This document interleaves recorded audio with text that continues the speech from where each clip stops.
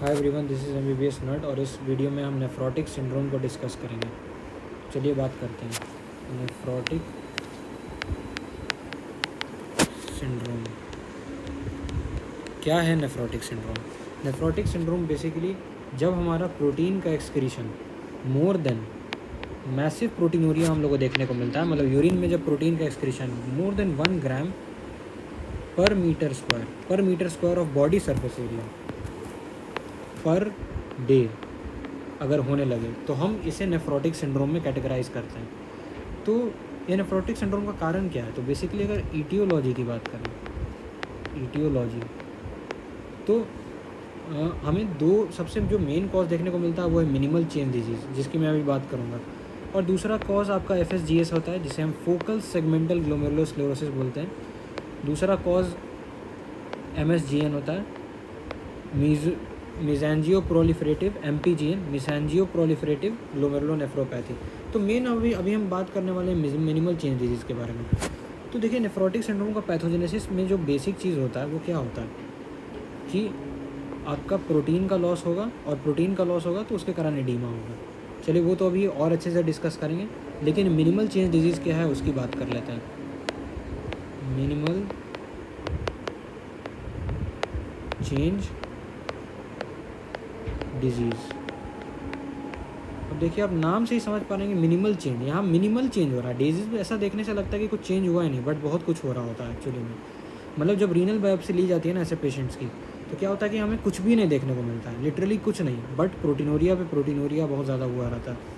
तो यहाँ होता क्या, तो रॉबिन्स का ऐसा प्रपोज मैकेनिज़्म है, बस प्रपोज मैकेनिज़्म है कि उसका मानना है कि कोई अननोन कोई कॉज, जैसे कि कोई ड्रग रिएक्शन, कोई वैक्सीन, कोई अपर रेस्पिरेटरी ट्रैक्ट इन्फेक्शन या फिर हॉजकिन लिम्फोमा, उसके कारण क्या होता है कि हमारा जो है टी सेल का डिसरेगुलेटेड फंक्शन हो जाता है, डिसरेगुलेटेड, जिसके कारण जो है ना पोडोसाइट्स की डेथ होने लगती है। अब अगर मैं पैथोलॉजी में पढ़ा होगा कि पोडोसाइट्स जो है ना वो क्या करते हैं, उनका मेन काम जो क्या होता है कि वो फिल्ट्रेशन स्लिट बनाने में हेल्प करते हैं। वो नेगेटिव चार्ज प्रोवाइड करते हैं जो कि रिपेल करता है प्रोटीन्स को, और उनको यूरिन में नहीं आने देता है, क्योंकि ऐसे तो प्रोटीन का लॉस होते रहेगा ना। और वही है कि पोडोसाइट्स का यही काम होता है कि वो फिल्ट्रेशन स्लिट क्रिएट करते हैं। जैसे अगर मान के चलिए कि ये मेरा एंडोथीलियम है, ये बाहर में बेसमेंट मेम्ब्रेन रहता है, जैसे बहुत सारे ग्लोमेरुलाई जो होता है ना,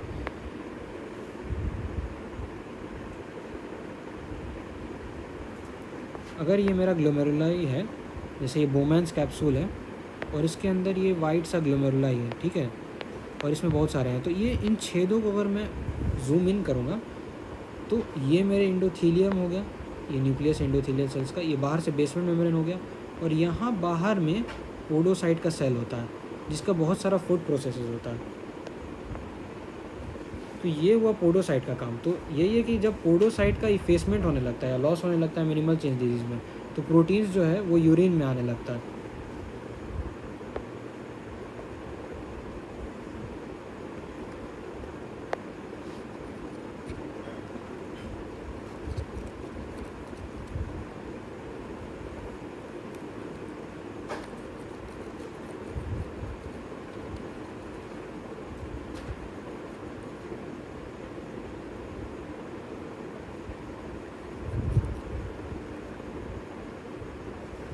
तो इसका क्लिनिकल फीचर्स क्या होता है? देखिए, नेफ्रोटिक सिंड्रोम में जब प्रोटीन का लॉस होगा तो प्रोटीन के लॉस होने से के कारण क्या होता है कि हाइड्रोस्टैटिक प्रेशर बहुत इंक्रीज़ हो जाता है। बेसिकली जो नेट हाइड्रोस्टैटिक प्रेशर होता है ना, वो पानी के हाइड्रोस्टैटिक प्रेशर और ऑन्कोटिक प्रेशर को माइनस करके आता है। बट जब प्रोटीन का लॉस हो जाता है तो पानी जो है आपका वेसल में ना रह करके बाहर एस्केप करना ज़्यादा पसंद करता है, क्योंकि एक्स्ट्रा वैस्कुलर कंपार्टमेंट में भी प्रोटीन है। बट मेनली क्या है कि हम जो इंट्रा वैस्कुलर कंपार्टमेंट है, जैसे ये हमारा अगर वेसल हुआ और यहाँ बहुत सारे प्रोटीन्स हैं और इसमें फ्लूइड हमारा चल रहा है, इधर उधर जा रहा है, तो प्रोटीन्स क्या करते हैं ना कि इस पानी को पकड़ के रखते हैं, यहाँ पे बाहर नहीं जाने देते हैं, बाहर एक्सुडेशन नहीं होने देते हैं। इसीलिए क्या होता है कि नेफ्रोटिक सिंड्रोम में जब प्रोटीन्स चले जाते हैं, जब बाहर निकलने लगते हैं, तो इसका फ्लूइड का एक्सुडेशन होने लगता है एक्स्ट्रा वैस्कुलर स्पेस में, तो उस कारण से एडीमा होता है। और चूँकि वाइड स्प्रेड एडीमा होगा, प्रोटीन तो सब जगह से लॉस हो गया अचानक से, तो सब जगह एडीमा देखने को मिलेगा, तो उसे हम एनासार्का बोलते हैं।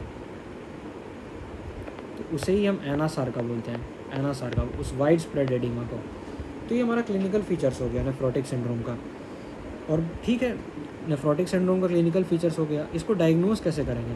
तो पहले बात तो मैंने आपको प्रोटीनोरिया बताया। और जनरली हम लोग क्या होता है ना कि जब पीडियाट्रिक पेशेंट होता है, क्योंकि मैं पीडियाट्रिक्स के एस्पेक्ट से इसको डिस्कस कर रहा हूँ नेफ्रोटिक सिंड्रोम को, तो जो पेशेंट्स होते हैं ना, वो उनमें क्या होता है कि हम लोग ये जूम करके चलते हैं कि उनको मिनिमल चेंज डिजीज़ होगा, और जैसे ही हम लोग स्टेरॉइड चलाते हैं तो हम लोग को एक रिस्पॉन्स देखने को मिलता है, अगर उन्हें मिनिमल चेंज डिजीज़ हो तो। कि मान के चलिए उनका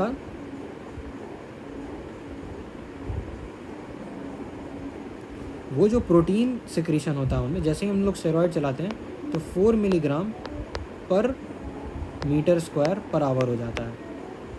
माइंड करिएगा कि ये पर डे मैंने बोला था, और ये पर आवर 4 मिलीग्राम पर मीटर स्क्वायर पर आवर से कम हो जाता है जैसे स्टेरॉइड चलाते हैं।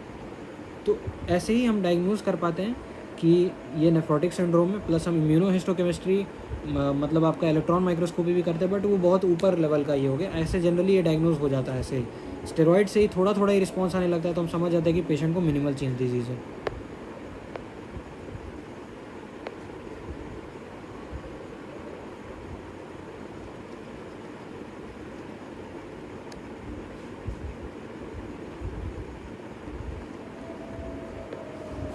अब नेफ्रोटिक सिंड्रोम की हम मैनेजमेंट की बात करते हैं।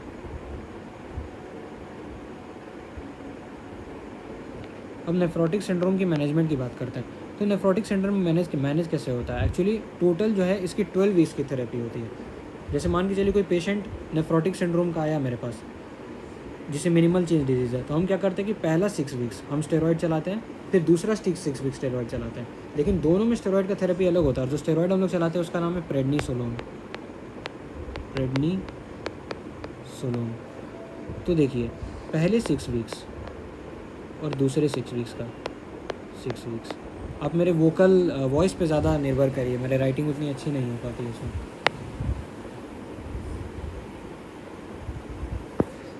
तो फर्स्ट 6 वीक्स में क्या होता है ना कि हमें 2 मिलीग्राम पर केजी पर डे प्रेडनिसोलोन चलाना होता है, और यहाँ पे 1.5 मिलीग्राम पर केजी पर डे चलाना होता है। और ये जो चलेगा हमारा पहला 6 वीक्स, ये डेली चलता है और ये ऑल्टरनेट डे पे चलता है, आपको ये बात याद रखना होगा। और ये 6 वीक्स का थेरेपी हम लोग चलाते हैं। अब देखिए, मैनेजमेंट के बाद ना 3 चीज़ें देखने को मिलती हैं हमें।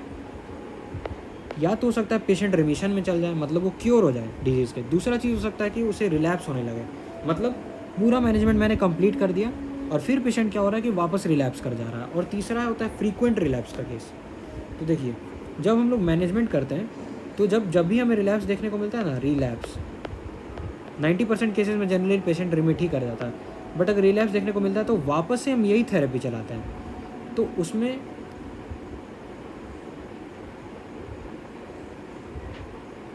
पहले 6 वीक में, फर्स्ट 6 वीक और सेकंड 6 वीक में क्या होता है कि जब फर्स्ट 6 वीक में डेली वाला जो थेरेपी था उससे हम ऑल्टरनेट वाले थेरेपी पे आते हैं।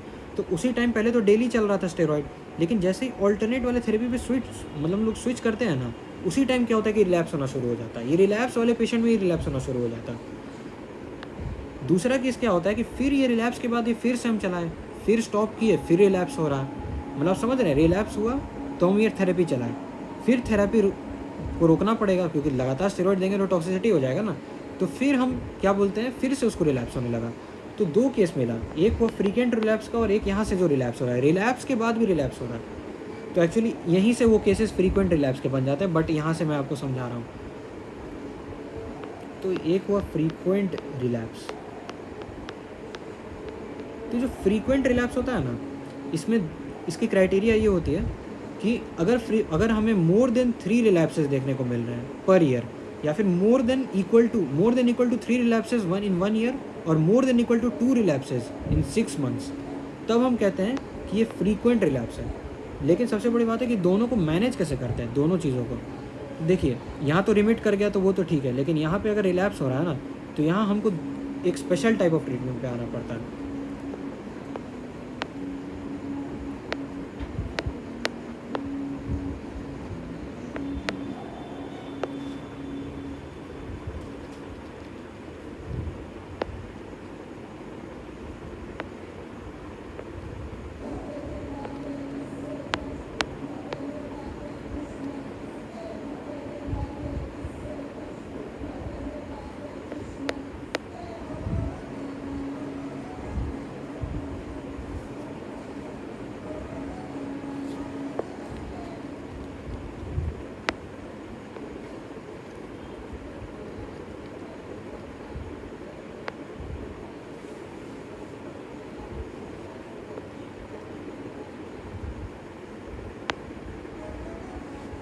तो हम बेसिकली 2 ड्रग्स चलाते हैं, एक है लेवीमासोल और दूसरा है माइकोफिनोलेट। तो ये क्या करता है कि ये इम्यूनिटी को किसी तरह से सप्रेस करके, और काफ़ी ज़्यादा स्पेसिफिक ड्रग्स होता है, तो ये सारा चीज़ हम लोग को चलाना पड़ता है, क्योंकि पेशेंट क्या है ना कि अब स्टेरॉइड डिपेंडेंट हो गया फ्रीक्वेंट रिलैप्सेस वाले केस में और रिलैप्स वाले केस में, खास करके रिलैप्स वाले केस में, क्योंकि स्टेरॉइड आप नोटिस कर रहे हैं कि जैसे ही हम लोग स्टॉप कर दे रहे हैं या फिर ऑल्टरनेट डे वाली थेरेपी पे ला दे रहे हैं, मतलब एक दिन दे रहे हैं फिर एक दिन गैप कर रहे हैं फिर एक दिन दे रहे हैं, तो जैसे ही वो एक दिन गैप वाला चीज़ आ जा रहा है, स्टेरॉइड हट जा रहा है, तो उसको तुरंत सिम्टम आना शुरू हो जा रहा है। इसलिए हम लोग को ये सारा स्पेसिफिक ड्रग चलाना पड़ रहा है, लेवीमासोल और माइकोफिनोलेट। हम प्रोटीन्स में सिर्फ लाइपोप्रोटीन्स और एल्बुमिन नहीं यूज़ करते हैं, हम इम्यूनोग्लोबुलिन्स को भी यूज़ करने लगते हैं, जैसे कि आपका इम्यूनोग्लोबुलिन IG। और फिर हम क्या लूज़ करते हैं, एक तो इम्यूनोग्लोबुलिन हुआ आपका, दूसरा हम लूज़ करने लगते हैं एंटीकोगुलेंट प्रोटीन, जिसका एग्जाम्पल हुआ प्रोटीन C और प्रोटीन S। तो देखिए इम्यूनोग्लोबुलिन अगर हम लूज़ करेंगे तो क्या होगा कि इससे पहले तो बच्चा क्या होगा, ससेप्टेबल हो जाएगा इन्फेक्शंस के लिए, और हम लोग को मोस्ट कॉमनली इनकैप्सुलेटेड ऑर्गेनिज्म जैसे स्ट्रेप्टोकोकस निमोनियाई ये सब का इन्फेक्शंस देखने को मिलेगा पीडियाट्रिक एज ग्रुप में। मतलब ये कॉम्प्लिकेशन है, हो सकता है पेशेंट आपके पास इन्फेक्शन लेके आए तो आपको ये सोचना पड़ेगा कि उसे नेफ्रोटिक सिंड्रोम भी होगा। दूसरा है एंटीकोगुलेंट्स के केस में, तो यहाँ क्या है कि प्रोटीन C और S जो है पेशेंट लूज़ करने लगता है, तो ये एंटीकोगुलेंट्स है। अब क्या होता है कि चूँकि प्रोटीन लूज़ करने लगता है ना, तो लिवर क्या सोच बैठता है कि मुझे कॉम्पेंसेटरली प्रोटीन्स बढ़ा देने चाहिए, सिंथेसिस बढ़ा देने चाहिए, तो उसमें फिब्रिनोजेन की सिंथेसिस बढ़ जाती है, तो मोस्टली फिब्रिनोजेन की सिंथेसिस बढ़ती है। तो उस कारण से क्या होता है कि ब्लड में अगर फिब्रिनोजेन काफ़ी ज़्यादा बन रहा है तो क्या है कि ब्लड क्या है, उसकी कोगुलेंट प्रॉपर्टी बढ़ गई है। तो ऐसे पेशेंट जो होते हैं ना नेफ्रोटिक सिंड्रोम के, अगर अनट्रीटेड रहे लंबे समय तक तो स्ट्रोक भी हो सकता है, उनको स्ट्रोक होने का भी चांसेस है। तो ये आपका ट्रीटमेंट था और कॉम्प्लिकेशंस था। मैंने पीडियाट्रिक एस्पेक्ट से मिनिमल चेंज डिजीज़ को कवर कर लिया है which comes under nephrotic syndrome. I will see in the next video, till then bye bye.